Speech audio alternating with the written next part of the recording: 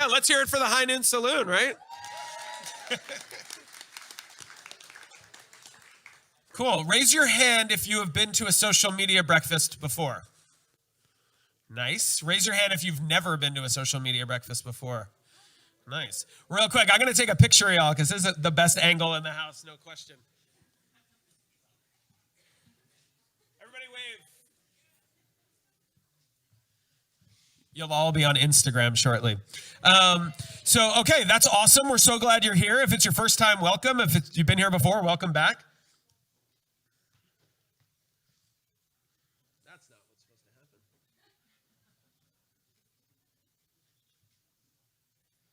So for those who don't know us, we are a nonprofit. Our focus is on education.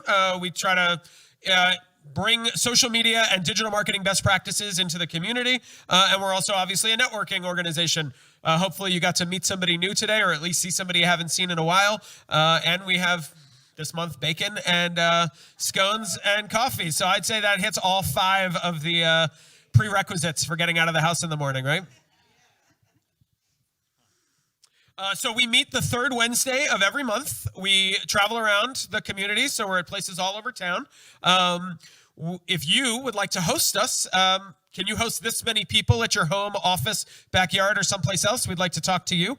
So definitely connect with one of our board members. You'll see a picture of us in a minute, but I'm one. There are a few back there.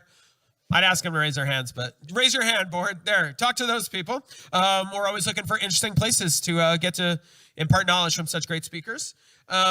And we also cannot run without sponsors. So if you or your organization is interested in sponsoring us, we'd love to talk to you about that. You could speak to a board member for details.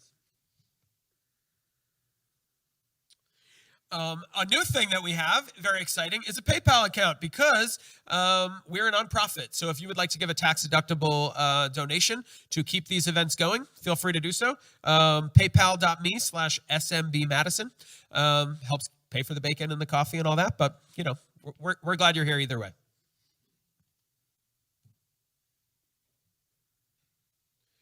So one of the things that we do is try to make sure that we are at the cutting edge of social media and digital marketing sort of in the world. And one way we do that is by sending folks out into the world to gather knowledge and bring it back to the community. So whether it's local, overseas, wherever, if there is a conference, a class, a training that you want to partake in that you think will make you better at digital marketing in a way that you can bring back to the community and empower all of us, we'd like to help you pay for it. You can apply for scholarships at smbmad.org/scholarships. And we would love to help pay for you to go do something great and bring it back to the community. So if you haven't applied yet, give some thought to what you'd like to do, and let's send you there together. Here's our lovely board. I'll ask the board to raise their hands again in the back, mostly. Everybody turn around and wave. Yay. We are also looking for new board members. We are a completely volunteer board-driven, or volunteer-run organization. We're a working board. We all do this because we love it. This is such a great organization. We're all thrilled to be part of it. If you would like to join our team, you can learn more and apply at smbmad.org/become a board member with hyphens, as you can see. And Tony's in the house pointing at you. He wants you to join our board. He was on our board for a long time. He'll always be on our board at heart. Big shout out to our sponsors. I mentioned earlier, we can't do this without sponsors. We can't do this without sponsors. Like, pretty end of story. This wouldn't happen without them. So big hand to our sponsors. Yeah, and keep it going for our creative partners who we couldn't do this without as well. We got folks helping make sure that we're online, blogging for us, and keeping the graphic designs coming. Without them, you wouldn't like what you saw here. They keep us on brand, y'all. With that, I'd like to call up one of our sponsors right now, Dream Bank. Andy's making his way.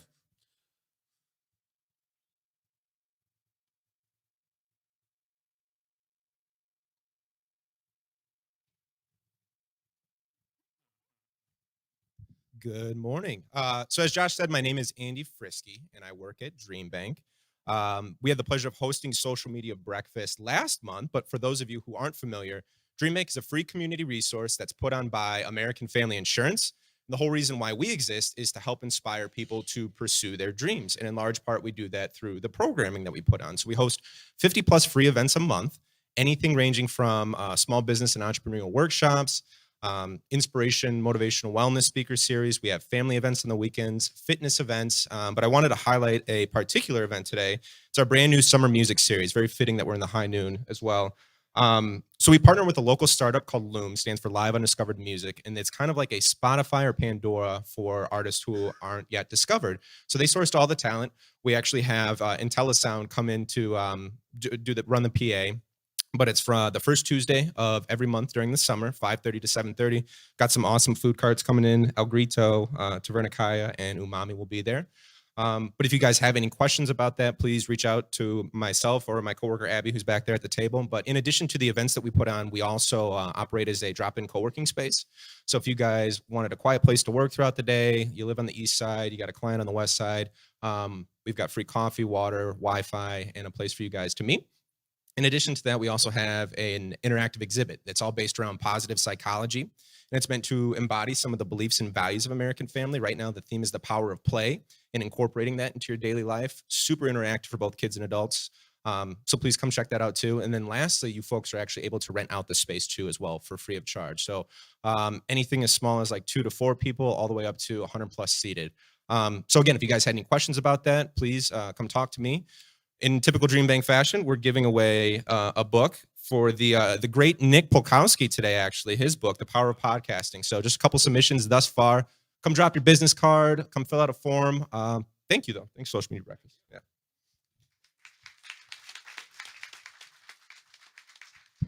Powder keg?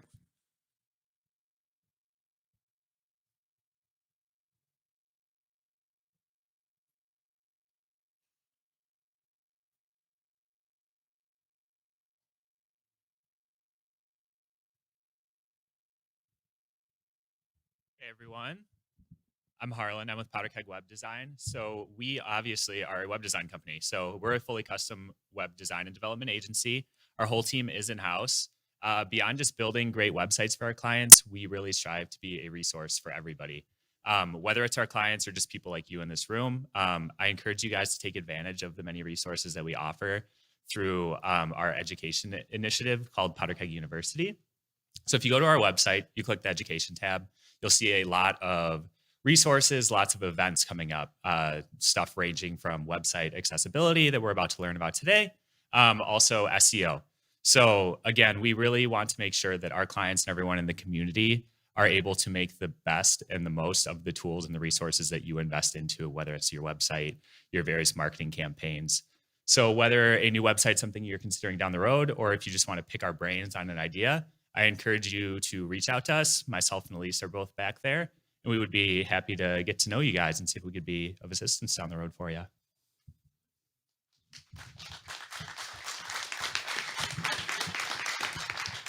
Our sponsors are also tall.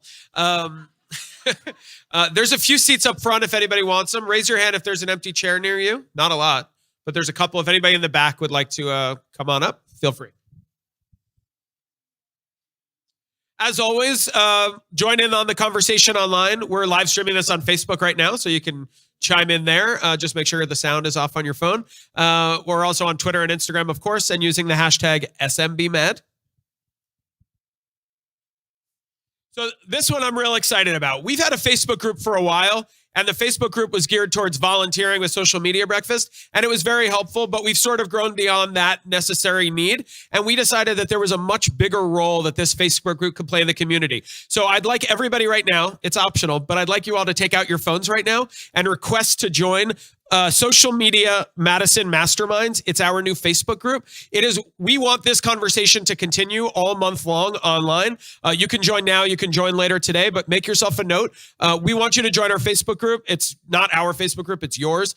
We want to create a space online where Madison's digital marketers can come together and have a conversation about what's going on in the field and really stay cutting edge, not just the third Wednesday of the morning, but all month long. So join us in that group. There are 3 questions you're supposed to answer. Answer them if you want, but if you're in the room, I'm going to let you in today. Don't worry about it. But in general, we want to know who's joining us. So we're really excited about that. This is our sort of grand unveiling of it. So join us. In July, we're going to have some great folks talking about not so sexy marketing, exciting ways to market a boring product of service using social media. I know at least one of those folks is in the room. Spencer, are any of your cohort here? Where's Spencer? I'm putting him on the spot. There he is. Are any of your cohort here? Are Rachel or Leslie here? Okay, well, everybody wave to Spencer and come back and see him next month. It's going to be great. Okay, social media for all of us. I was asked not to introduce the panel, to let them introduce themselves. So I'm going to do that. Thanks you all so much for coming, and let's do it.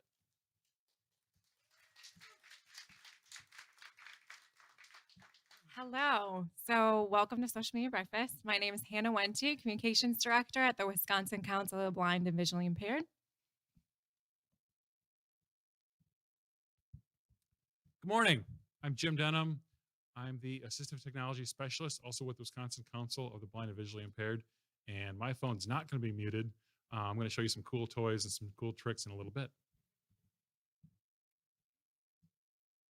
And good morning. My name is Stacy Harbaugh. I am a social media and community specialist who works at designCraft Advertising.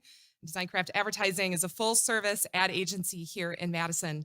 We do everything from tweets to billboards, and I have some of my coworkers here today, Andy, Jordan, and Mike, so we'd be happy to tell you more about the services we offer to nonprofits and local businesses.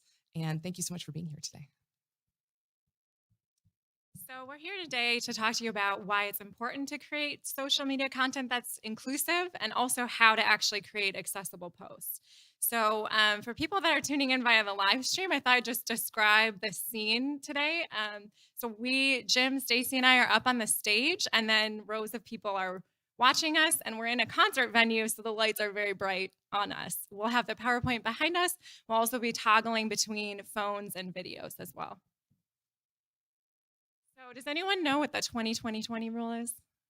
This is the quick eye health PSA. So if, like me, you are on screens all day, just make sure to every 20 minutes, take a 20-second break and look at something 20 feet away. That's just a good way to kind of keep your eye health. So the mission of the council is to promote the dignity and empowerment of people who are blind and visually impaired in Wisconsin. And we do that through legislative advocacy, vision services, and education.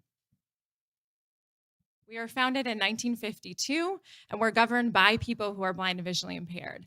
Nearly half of our staff is also blind and visually impaired, so we really live our mission every day. So now we're going to have a trivia question because it's early, and you should be able to, wake up your mind. So how many people do you think are blind and visually impaired in Wisconsin? And I'll give you multiple choice. So think about it for a second. So the options are A, 25,000, B, 50,000, C, 75,000, or D, 100,000. So 1, 2, 3, shout it out.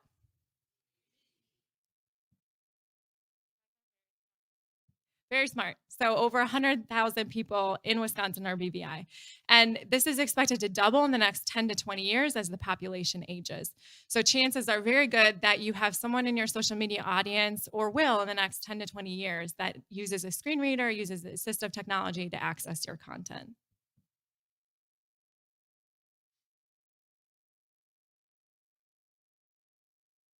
So the next question is, what is the unemployment rate of people who are blind or visually impaired? And this is a national statistic. The options are A, 30%, B, 50%, C, 70%, or D, 90%. 1, 2, 3.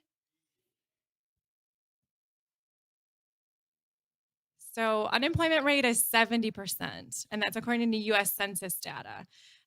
We think that could be because of transportation issues, employer bias, not having access to assistive technology in the workplace makes it really difficult for people to do their job. But it's actually a low barrier, and once you can hire people on, they are very loyal employees. So nearly everyone is impacted by vision loss in their lifetime. So it could be you, your spouse, or a loved one. So just important to keep in mind as you're planning your content. So today we're going to show you how assistive technology works. Jim, like he said, is going to do a little demo for you. We're going to talk about what to do and not to do on each platform. We're going to do an activity. So we're actually going to create accessible social media posts. We're going to talk about why it matters to do inclusive posts. And then we're going to give you a challenge. And at the end, we'll do questions.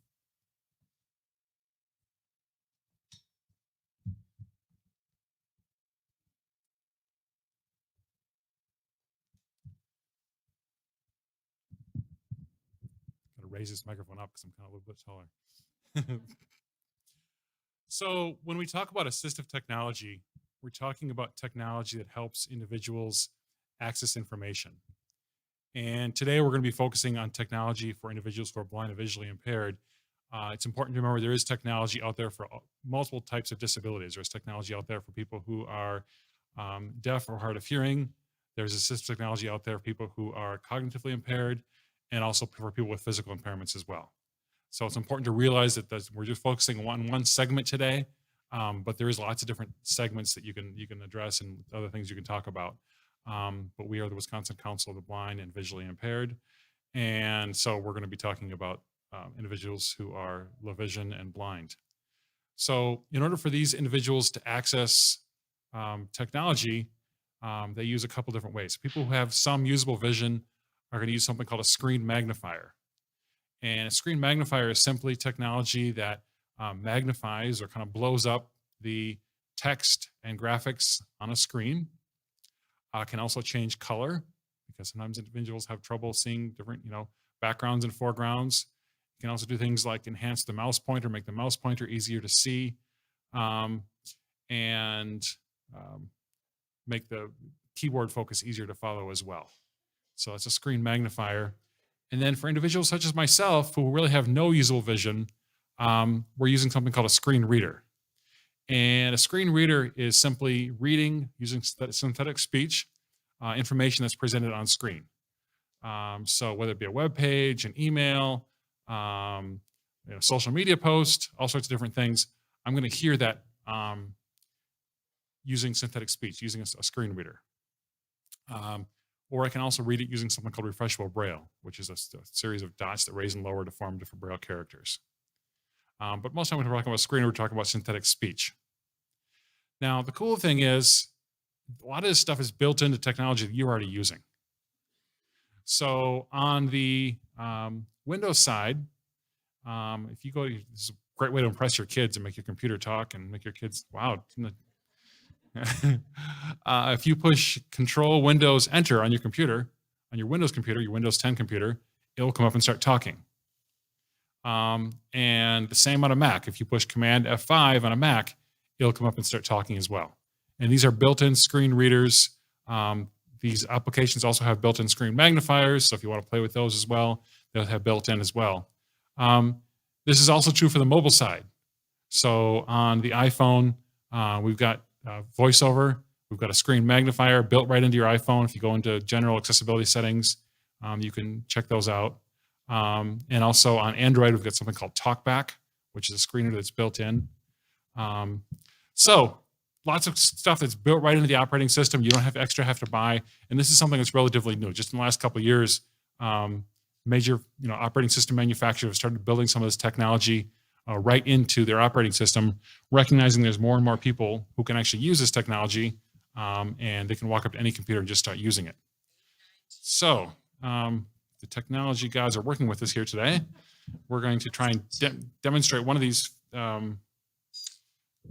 technologies right now. We're going to kind of show you how VoiceOver on an iPhone works. So let's plug this in and see what happens.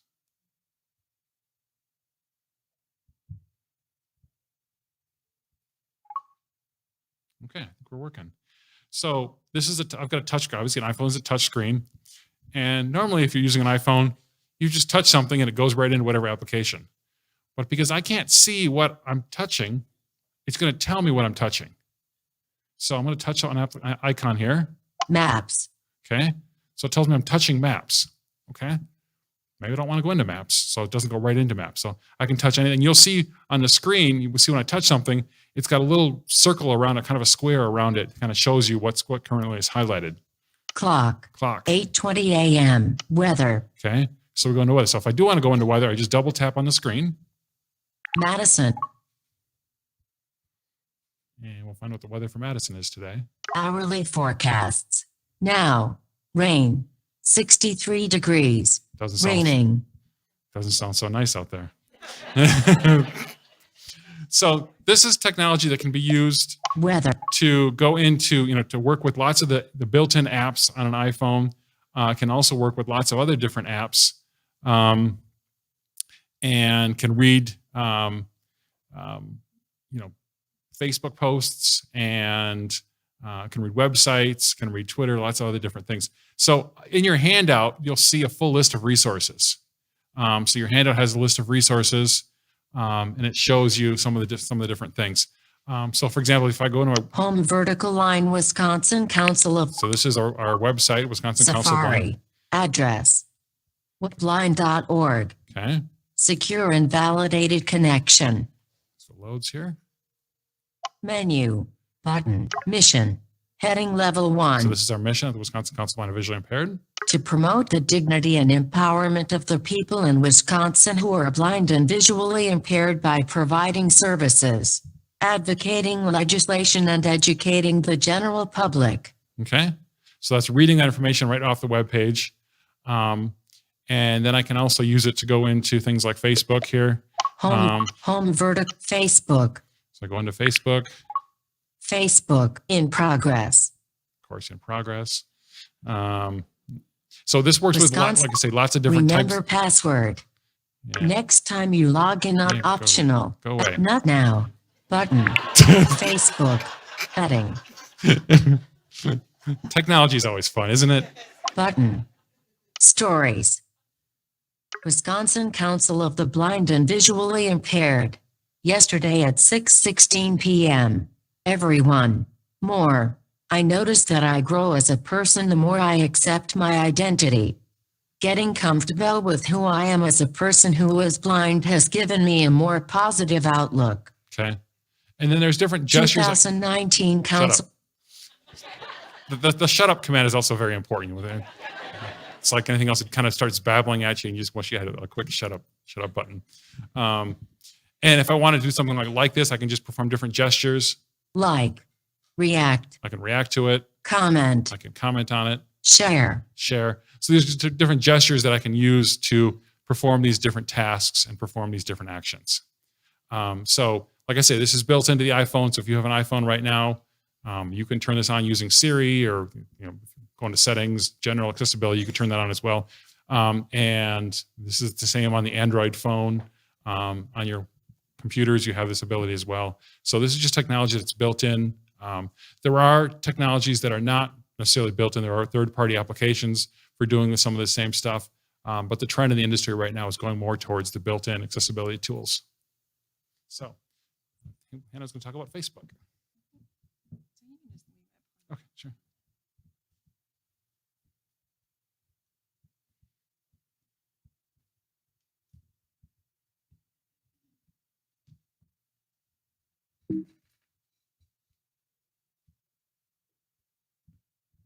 Okay, Facebook. So the easiest way to make content accessible is by adding either alt text or image descriptions to any kind of post that you do.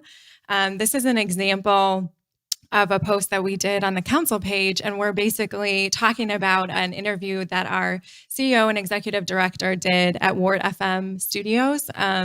So we're saying, it's Denise, Jess, and Jan Miyazaki in the Ward FM Studios. This is what's behind them. So you kind of know they're in the studio with microphones. So you're not saying what they're wearing. You're just saying what's happening in the photo and why it's relevant to the post. Facebook doesn't have an easy built-in way to add alt text, so you need to actually manually write it into the post itself. So you can say photo : graphic : If it's something that is not adding to the value of the post, or not adding value to the post, then don't describe it. If it's just decorative, purely decorative, you don't need to describe it. So you're basically trying to find the equivalent to someone seeing the photo that they say, okay, got it. Really putting them kind of in that place wherever you are.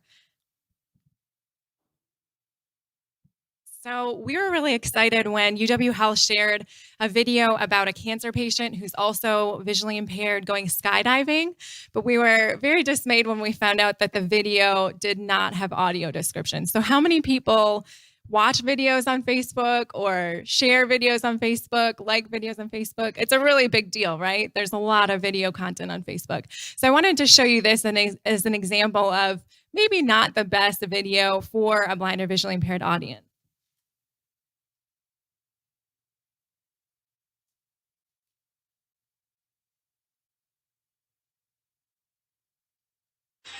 Do something totally new to me. Never done it before in my life. I've always kind of had dreams about doing it.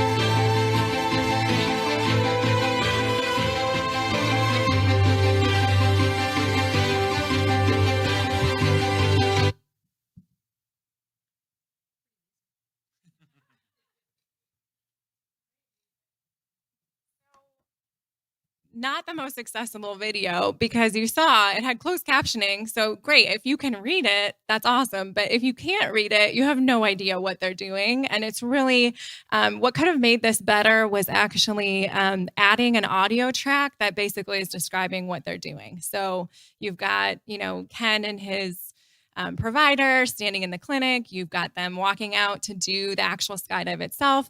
So it's important to do that while the script is being written so that you have enough time to do both the audio descriptions and the dialogue that's happening and kind of any other narration that you want. And it's best to do that in different voices, but it could all be the same voice if you're just doing a quick video. But basically just describing anything that someone would not be able to see that would add information for them. And we'll see a good example next.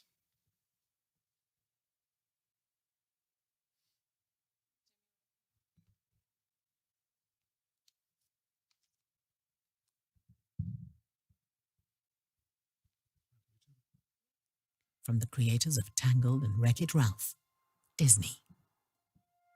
A carrot-nosed, coal-eyed snowman shuffles up to a purple flower peeping out of deep snow. Ooh, hello. He takes a deep sniff. His nose lands on a frozen pond. A reindeer looks up and pants like a dog. Seeing the reindeer slip on the ice, the snowman smiles and moves towards him, though actually he's running on the spot. The reindeer falls on his chin. The snowman uses his arm as a crutch. The reindeer paddles his front legs. Head over heels, the snowman crawls along the ice. The reindeer does the breaststroke. The snowman rolls his body, but flips onto his back. The reindeer's tongue sticks to the ice. The snowman hurls his head. Twig arm and reindeer lips tug at the carrot. The carrot flies off and lands in soft snow. The reindeer goes after it with snowman and his body parts hanging on his tail. The snowman puts himself back together again and glumly contemplates his noseless state. The reindeer jams the carrot back in place and pants like a proud puppy. The snowman pats him with his stick-thin arm, then goes to sneeze. He grabs his nose with both hands. His head shoots off. Frozen, coming this winter in 3D. Yeah.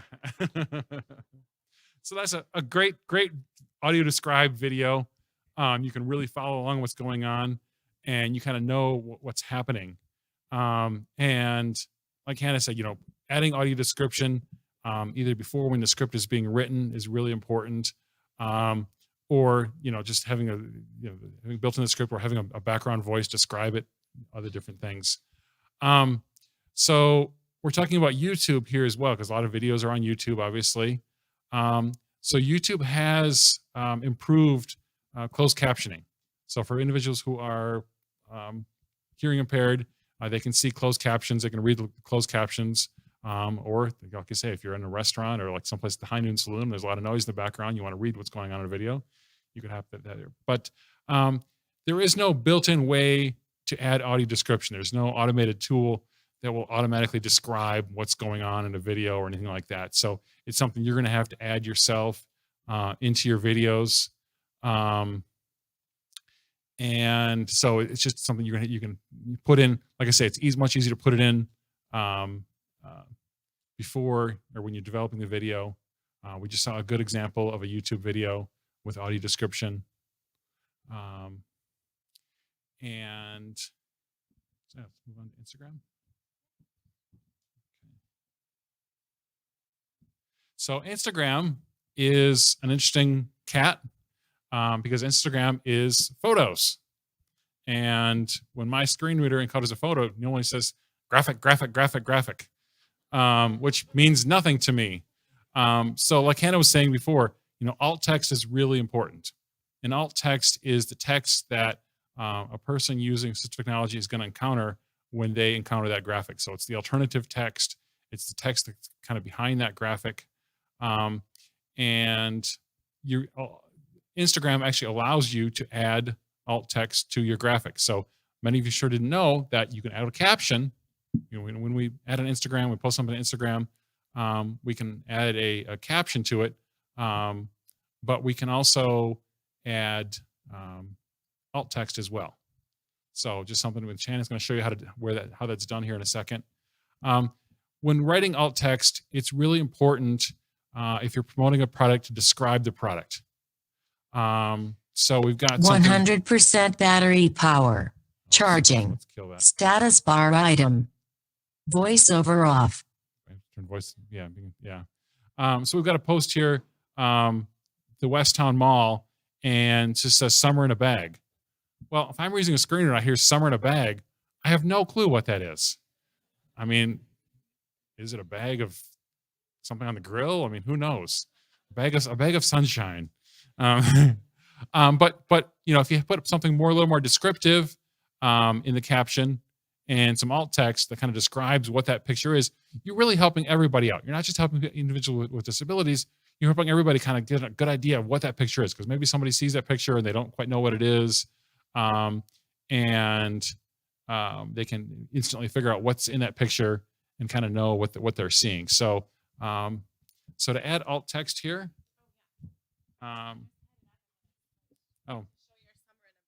Okay, yeah. So Hannah's going to go to a photo here, and then she's going to go to advanced settings. At the very bottom, you can add alt text. And so then when someone encounters that with a screen reader, they're gonna hear the description of that. So it's really important to describe, what's in a picture, not necessarily, what's going on in the picture. As alt text, if we're doing alt text of what we're doing right now, it's not important that I'm wearing a white shirt. It's important that I'm standing behind a microphone maybe, but it's really important to describe what the person is doing, not necessarily what they're wearing, or unless you're talking about a fashion statement, unless you're talking about, hey, you're showing the latest dresses for the fall of 2019, then you want to describe the clothing. But, there's some information in your handout that kind of talks about writing alt text. It's a little tricky and something we've kind of struggled with a little bit at the council. But it's definitely something that is an art form. But there's a lot of really good examples out there on the web. And now Stacy's going to talk about Twitter.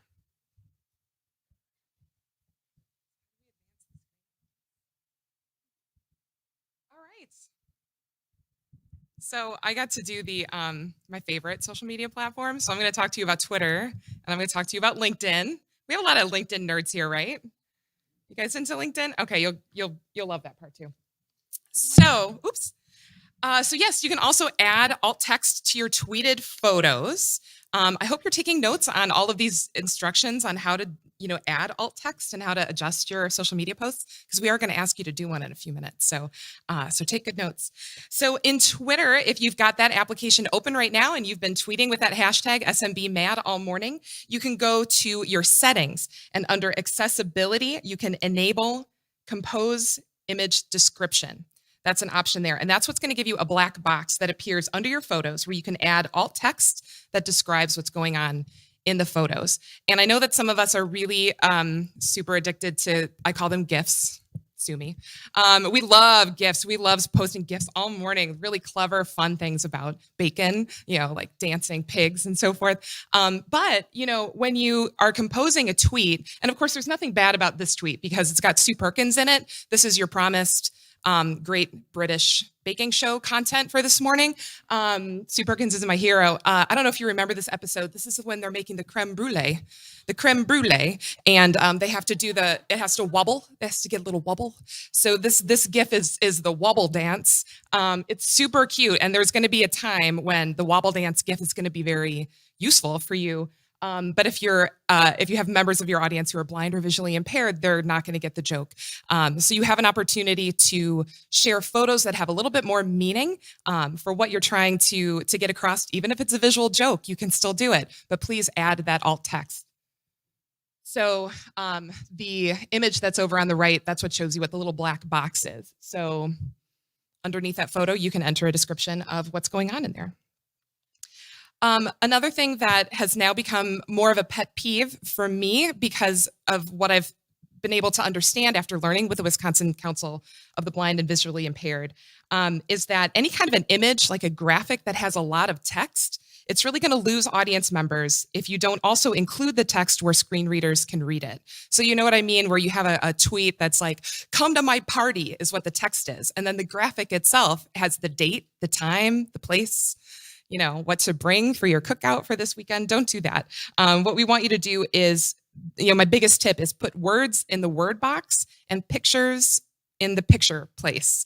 So whether that's a graphic or a photo or a video, keep words in the word box, pictures in the picture box. Pictures can enhance everything that you do and they can be very beautiful.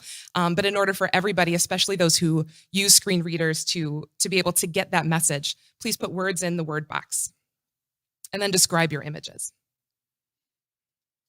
I have a few tips about alt text. We've covered a couple of these things today, but I would also say that for alt text, make it as long as necessary, but as short as possible. This is where you can be a real good chef with your words. Keep it as short as you can, but give a good experience for someone who's reading it. Make that alt text meaningful, a meaningful and comparable experience. Try to give the same or equivalent information in a graphic. That's like writing out what the words and the figures are that are in your graphics. You want to be specific. You want to be specific about the information that's happening, the action that's taking place, whether there's something special about the lighting. Is it dim lighting? Is it bright? Is it beautiful? Is there something special that's happening in the foreground or the background? Anything that helps your audience better understand what's valuable about that photo. And then with any of these things, if you're in a situation that you can't add alt text, like what we see here on Twitter, if that's just not an option, can you add it to the content of the post? Can you explain the intent of the image? That's important. Okay, let's talk about LinkedIn. Okay, so for this LinkedIn post, there's a photo of Lena Waithe. It's Pride Month, so I have to put really awesome lesbian heroes in all of my posts. So there's nothing bad about Lena Waithe. She's a hero. She's an amazing creative person. But this is something where this post is going to lose something because you won't see that there's this writer and actress who is at the BET Awards and smiling and just looking very proud of her amazing work. So there's nothing bad about Lena Waithe, but adding alt text will make a post about her better. So I keep hitting this. So on LinkedIn on your desktop, you only have 120 characters to describe why her photo is as inspiring as she is. As far as I could tell, alt text is not yet available on mobile. So when we do our activity, LinkedIn's probably not going to be your post of choice. If anybody learns how to add it on mobile, please let me know and please teach me because I'd love to know. From the feedback that we're getting from staff at the Wisconsin Council, LinkedIn is not really necessarily the best when it comes to being accessible to screen readers. It's still kind of clumsy yet. But what you can do is you can be the change by adding alt text to your photos and photo descriptions for your posts. Even if it's not a super user-friendly platform yet, you can still be taking these actions and be the change. One other thing I'd really encourage you to do is to search LinkedIn for really good hashtags. I think LinkedIn is great for hashtags. I learned so much from following certain posts on topics. So look for hashtag blind or hashtag blindness for very interesting information, particularly where it applies to accessibility in the workplace. I think you'll learn some really interesting things that way. Okay. So we're going to do a little activity. So what we want to do right now is have everybody whip out their phones. We're going to challenge you to make a post right now on social media that does something to make that post more accessible based on, thank you, that's based on what you learned today. We want you to tweak your settings, add a photo or with a description. I mean, you could take a selfie, you could take a picture of your awesome speakers if you want. Try alt text, but what we really want you to do is be sure to tag us and help us see it. We want you to tag SMBMad, the hashtag, but also tag the Wisconsin Council for the Blind.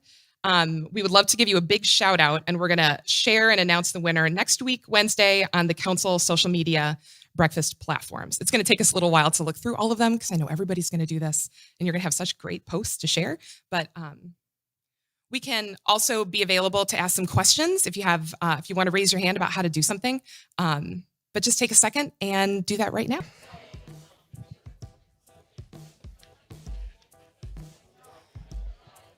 So just as a quick update for our audience who are watching online, welcome back. I hope you got to take a little break, refill your coffee, get back to your desk to watch this. But what's been happening in the last couple of minutes is our audience has been poking away at their phones and trying to figure out how to adjust settings and figure out how to make a post more accessible to the visually impaired using some of the tips that we've had today. We've had really good questions. Most of the questions are like, what button do I push? Which is a great question. We had another awesome question that relates to a point I was going to make later, but we might as well do it right now. One of the fun ways of doing hashtags to make it a little bit more readable for screen readers is something that's called the camel case. That's when you capitalize the first letter of every word. They call it camel case because it's got humps. You remember that?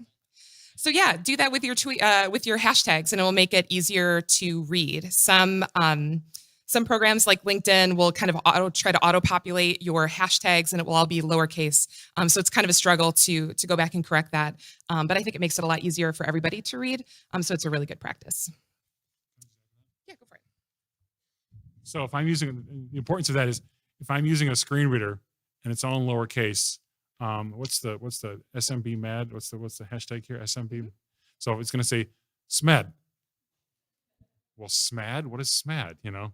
But if it's capital S, capital M, capital B, capital M, A, D, so it's going to say SMBMad. So therefore, okay, SMBMad, okay, that makes sense. Versus SMAD. SMAD sounds like something you put on your bacon. I don't know. All right. So thank you very much for participating in that. We really appreciate you taking time to test it out. So I want to talk a little bit about why this matters. You know, Hannah already gave us a lot of context about how many people this could potentially impact in your audience here in Wisconsin. But what we want you to do is we want you to try to take this extra step. Mainly if you're doing social media to try to engage people. I mean, if you're trying to work that Facebook algorithm and you're trying to make your posts as engaging as possible, you really want to include as big of an audience as you can. And if you make your posts more accessible to a visually impaired audience, it's going to help them and everyone react, comment, like, enjoy, learn, be inspired by what you do. And you just really want to be as engaging as possible. But also, this is kind of the dark side. If mere engagement is not enough, lawsuits are happening. Beyonce got sued because her website was not accessible to a blind audience and they couldn't buy tickets to her concert. Domino's Pizza got sued because their app wasn't accessible and it wasn't, people weren't able to use it to buy pizza. Pizza's really important. We take this very seriously in Wisconsin.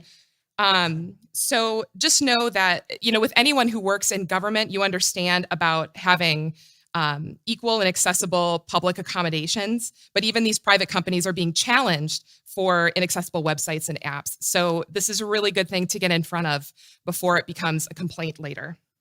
So what we want you to do is we want you to be the change. We know that social media is very trend driven, right?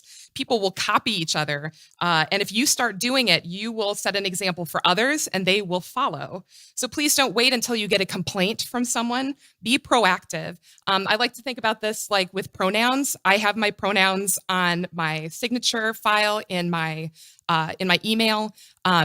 I don't get challenged on my pronouns, but I want to use and put my pronouns out there proactively because at some point this is going to be a regular part of what we do and how we conduct our business, how we do our sales. And it's good to get in front of it and make it a part of everything that you do because you support that and you want to be as welcoming to as many people as possible. So, a couple of steps that I'd really like for you to take. Step number 1 is update your social media policy. How many people have a social media policy that's written out? Okay, that's good. That's maybe about a quarter of the people here. Okay, so are we all just winging it? Are we all just kind of like making this stuff up as we go? Do we just kind of like see a comment and maybe delete it or maybe keep it based on your gut instinct? I would really encourage you to write a social media policy about how you put yourself out there, what your brand is, what your voice is and your tone, how you moderate comments, who has access to the page, who has the power to update things and take things down. What are your policies for dealing with social media? And then once you have that, and if you need help with that, I know an advertising agency that can help you with that. Then what I'd like for you to do is add in what your values are in terms of accessibility, and then start taking some of these steps to do these kinds of actions for your social media posts. If you work for a very large company, you may have to advocate for changes. You may be the person who's doing the post, but you might not be the person in charge of the whole communications department and how that media policy is written. So you may have to work a little harder. You may have to share this presentation with your boss, send it around, and have people really understand how screen readers work and how important this is for your audience and for your customers. And then also just know that if you're working with like content calendars, if you're planning your posts out well in advance and you're not just kind of winging it, alt text is something that's very easy to add into those social media calendars. When you start writing out what the text is going to be, just start adding that alt text, start getting into the habit of describing the photos that you're putting out there. And then people can sign off on it. People can edit it. People can look at it if you have that kind of a team. And then also, since I don't know if you're like me, but I don't do anything without a deadline, we're going to give you a pivot day. And so our pivot day, our challenge to you is July 27th. July 27th is going to be Disability Pride Day here in Madison. There's an event that's happening. We encourage you to go check it out. But that also gives you, about a month to practice this, to look at that social media policy and make that be the day that you set in the calendar. That's like from that point on, we're going to just start making this a part of our everyday habit. You have a little bit of time to practice, but pivot on that day, on Disability Pride Day, and make this a part of everything that you do. Let's see. And I think my last point that I just want to make is that social media accessibility features are going to change and evolve. We know that the only constant to social media is change. So this is going to keep getting better, we hope. But our standards are also going to change and evolve. How we include people are going to change and evolve. And trying is really half the battle. You will make mistakes. It may feel awkward to you at first. But you have to kind of let go of the conventional wisdom about what a social media post is supposed to look like, that it's only supposed to be one sentence and that's it. And you have to kind of let go of that conventional wisdom if you're going to include more people in what you do. You don't have to be perfect. We just want you to try it. So to watch for trends in accessible posts, look at the account examples that we have included in our handout. We've got some people to follow there that are doing a really great job of this, a really inspiring job. So please check out those accounts. I think that's all my stuff. You ready? Anything else to add? So the council, Wisconsin Council of Blind and Visually Impaired, we have social media accounts. Surprise, surprise. And we are always striving to post very accessible content. Again, we're not always perfect. we make mistakes sometimes. Once in a while, I'll email Hannah and be like, hey, what's up with this? But we're really trying, and so feel free to use us as examples. So just to read some of these out, our Facebook and our Instagram is WC Blind. Our Twitter is @thecouncilWI, and again, capital T and capital C and W, @thecouncilY. And you can find all these links on our website, our newly launched, relaunched website, which is wcblind.org. So wcblind.org. So our website, we went through a process and made our website fully accessible to assistive technology users. And we went through a lot of iterations and a lot of different things. And we're using an accessible CMS. You know, that was some trials and errors, but there's some guidelines called the WCAG, Web Content Accessibility Guidelines, that can be used if you're looking for guidance on how to make your websites accessible. It says things like, make sure you put alt text on graphics. And, you know, it's just different things that are out there that, you know, if you're looking for guidance, it has a lot of great examples and different things that you can do to make your site accessible and usable. And like I say, there's these built-in accessibility tools. So if you want to say, hey, I want to try this out and see how it works with, you know, you use your keyboard, don't touch the mouse, because those of us who are screen reader users, we don't touch the mouse. It's that little rodent that we're trying to avoid. But, you know, you can tab through your web page and see what happens when you bring up voiceover or bring up narrator and things like that, and try it out and see how that works. Do we have any questions? Well, real quick, thank you so much to our panelists. A little something from the board and from the whole community. Yeah, let's hear it for our panelists. There you go. Thank you. It's in a little bag. You got it? Thank you. Yep.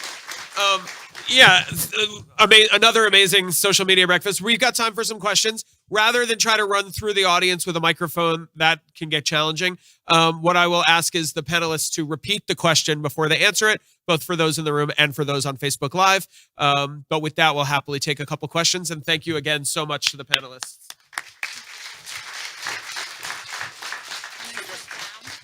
You call them out and then just Okay. back. Hello, person straight in front of me wearing white.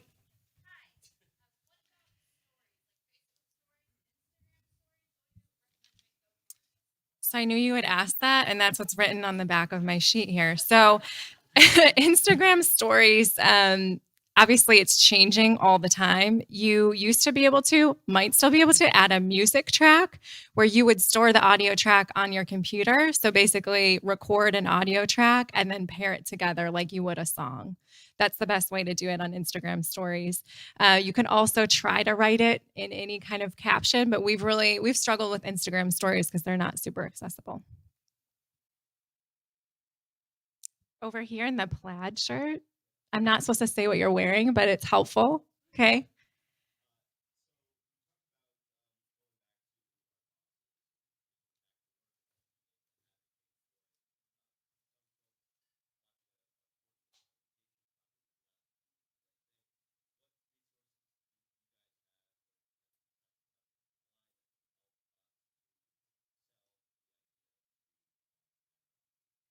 So this is a question about how to sell this idea of accessible social media to the higher ups. Stacy, do you want to take this one? No. Yeah.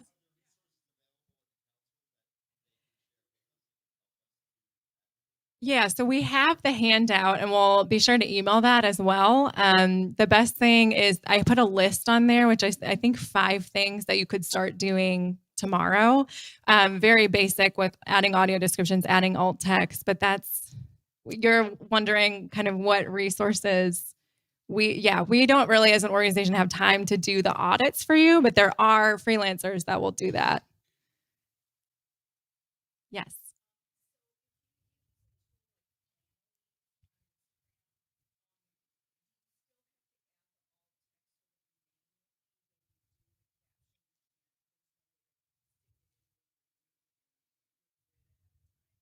Yeah, so the question was with Planoleaf. Is that what it's called?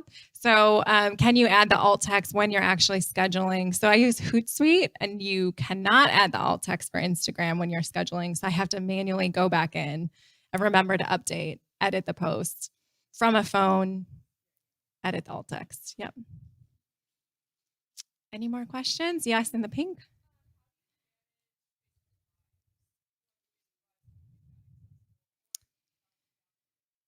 Yeah, I mean, so the question is Facebook Live, how do you make it accessible?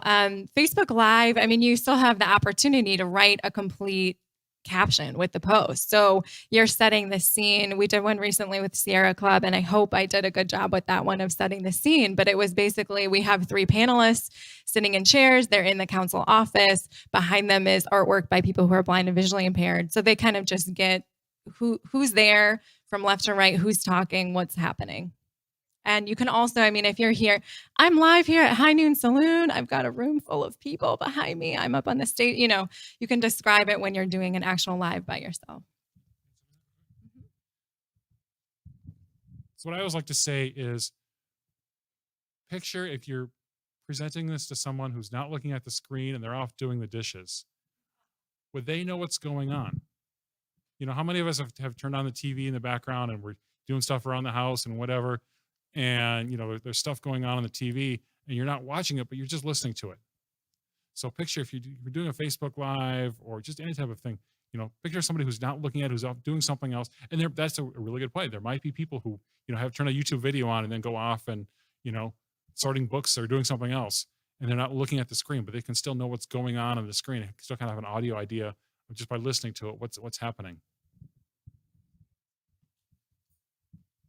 Last question, Judy. Hi.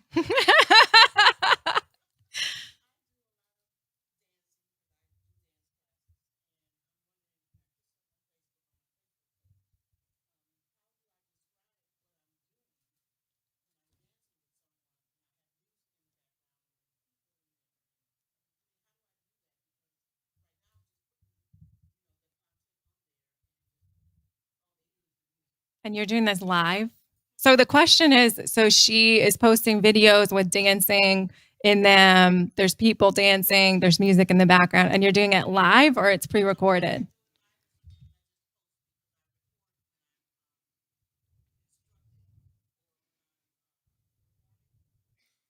Yeah, so if it's pre-recorded, you have the chance to add an audio track in whatever you're using for editing. So iMovie is great about just dragging in an audio track, being able to record kind of the narration. And again, you know, you don't want to be talking the entire time, but if you can at least say kind of generally what's happening in the video, that would be great. For live, you know, you can post it in the actual post text itself and say, here's what we're doing. These are the types of moves we're doing. It's this, this, this, repeated, and then we go into this. I don't know if you guys have anything to add. Opportunity to be creative and just try it out. And yeah, it's worth, you know, just trying to describe it. I find that it's really, it helps you kind of match your visuals to your kind of strategy, because if you're trying to write alt text and you're like, this doesn't make any sense, why are you posting it? You know, so just find things that really help describe and add value to your organization. Okay, one more question because I'm super nice. Okay, blonde hair, yes.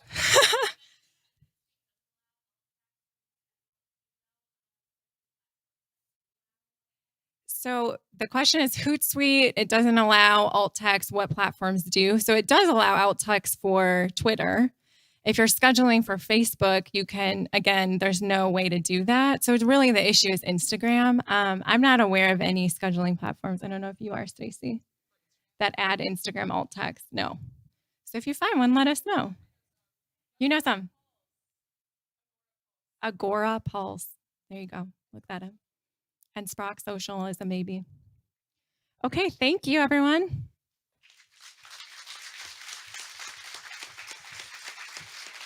One more big thank you to our panelists, to our hosts, to our sponsors, to our partners, and to all of you.